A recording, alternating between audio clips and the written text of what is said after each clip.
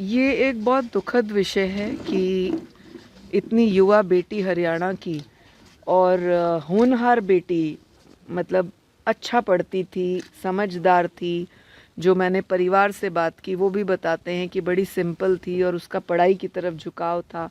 उसका एक एम था कि वो कुछ बन के परिवार का सपोर्ट करेगी। अगर ऐसी लड़की आज सुसाइड को मजबूर है तो ये एक सोचने का विषय है। यहाँ पर विज़िट करने से मुझे दो विषय सामने आए। सबसे पहले मैंने कॉलेज में विज़िट किया, प्रिंसिपल से बात की, बच्चों से बात की। प्रिंसिपल की बातें मुझे थोड़ी कॉन्फ्लिक्ट की लगी, या तो वो जानकारियाँ नहीं रखती है एजुकेशन के हिसाब से, या फिर वो बातों को घुमाना चाहती थी या प्रेशराइज थी। ये अभी हमें देखना होगा। बिकॉज़ प्रिंसिपल ने बताया कि फ़ीस माफ़ थी और उसने सारे एग्ज़ाम्स दिए हैं, बट ये जो पेपर्स मुझे दिए गए इसमें एक एग्ज़ाम उसको नहीं दिया गया था। और लास्ट कॉल जो है उसको प्रिंसिपल का आया था डेथ से पहले कि तुमने फ़ीस नहीं जमा करी। और जब वो लड़की उदासी में घर भी आई कॉलेज से, जब उसे एग्ज़ाम में बैठने नहीं दिया, तो उसने अपनी दादी को भी बताया। जब दादी ने पूछा एग्ज़ाम हो गया तेरा, जल्दी आ गई, तो दादी को भी बताया कि बैठने को नहीं दिया एग्ज़ाम में, और वो अंदर कमरे में चली गई।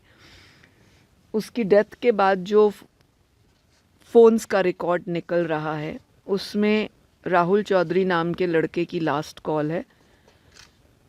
और लड़की एक डायरी लिखती थी, उस डायरी को भी हमें खंगालना ज़रूरी है कि आज के ज़माने में बहुत कम बच्चे डायरी लिखते हैं। और जो डायरी लिखता है मतलब वो बहुत गहराई से जीवन को जीता है। उसने अपनी डायरी में लास्ट में क्या लिखा ये भी हमने पुलिस को कहा है कि छानबीन करे।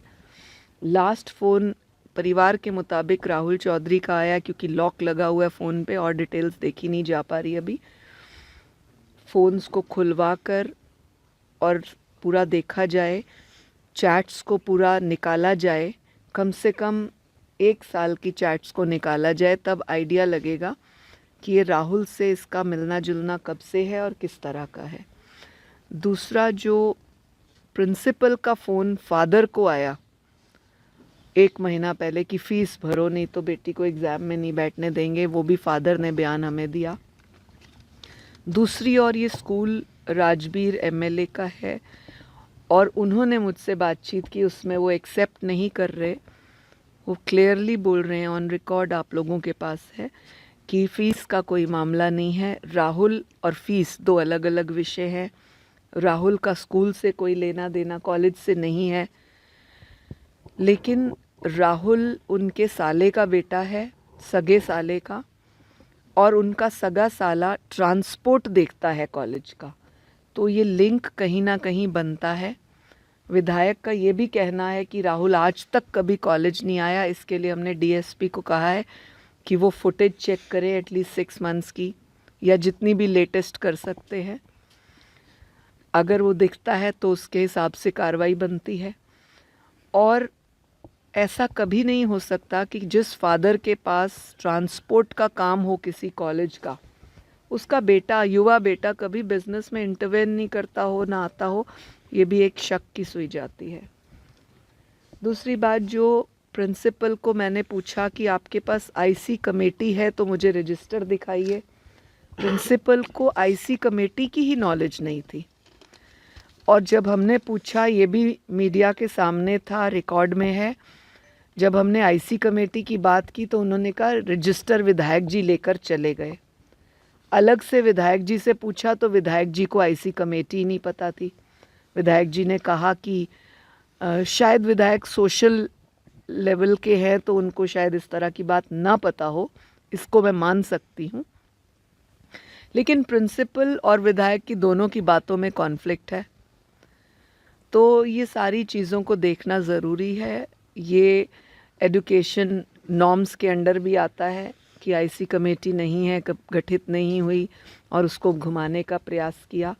दूसरा, फ़ीस का जो मामला है, 55 बेटियां इस कॉलेज में एससी कोटा की हैं। फर्स्ट ईयर और सेकंड ईयर का ऑन रिकॉर्ड मुझे बच्चियों ने बताया कि हमने फ़ीस भरी है 11,000, जबकि एससी कोटा माफ़ होता है। तो ये अपने आप में एक विषय है कि एक और इलेक्शन के दौरान प्रिंसिपल और विधायक जी ये बोल रहे हैं कि हम बच्चियों से फ़ीस ही नहीं लेते, और जब तक मैं जीवित हूँ नहीं लूँगा। बाद में लेंगे नहीं लेंगे अलग विषय है, पर एससी कोटा में उन्होंने जो भी रिबेट्स होती हैं, जो भी एजुकेशन के अंडर नॉर्म्स आते हैं, वो उन्होंने फुलफ़िल नहीं किए। इसको एससी के चेयरपर्सन ने भी पूछा हमारे सामने ही। तो इसकी पूरी जान पे तहकीकात होनी चाहिए, खंगाला जाना चाहिए, क्योंकि अगर वो अब फ़ीस माफ़ करने की बात करते हैं तो उसको पॉलिटिकल लिया जा सकता है कि इलेक्शन के दौरान उन्होंने ये बयान दिया। तो मैम इतनी खामियां मिले तो क्या लगता है कि कॉलेज की मान्यता रद्द होनी चाहिए? अभी एज वुमेन कमीशन जो 2-3 पॉइंट्स हमारे अंडर पड़ते हैं उनकी मैं पूरी तह तक जानकारी लेना चाहती हूँ, जिसके लिए मुझे डीएसपी को समय देना पड़ेगा कि वो मुझे उस डाटा को दें जो उनकी चैट का था, जो फ़ोन कॉल्स का था, फादर की फ़ोन और प्रिंसिपल का नंबर आया कि नहीं आया वो लें। प्रिंसिपल ने फादर से क्या बात की उसका वर्जन लिया जाना चाहिए, क्योंकि फादर कहते हैं फ़ीस की बात की। फादर एक मज़दूर हैं, छोटा सा कॉन्ट्रैक्टर है जिसका लगभग 1-1.5 साल से काम नहीं चल रहा, ऐसा मुझे बताया गया। परिवार ने भी ये बात को बताया है कि काम कम था इसलिए 1 वर्ष की फ़ीस नहीं दी। 2023 की जो रसीद है वो लास्ट रसीद है। 2023 से 24 तक जो फ़ीस नहीं भरी उसके लिए उसे पॉइंट आउट किया गया था, जिस वजह से वो लड़की परेशान हुई।